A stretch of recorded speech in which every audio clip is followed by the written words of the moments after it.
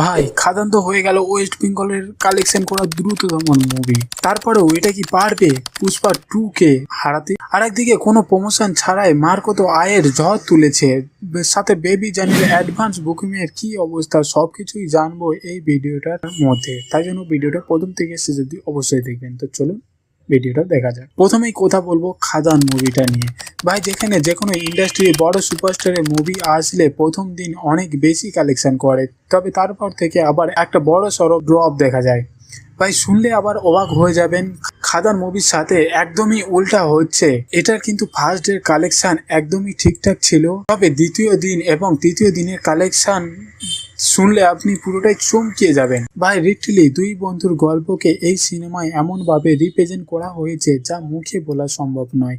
এবং কি রিসেন্টলি দেব বলেন সাউন্ড ইন্ডাস্ট্রি অ্যাকশনের কথা বললে সালাট এবং কেজিএফ নাম সামনে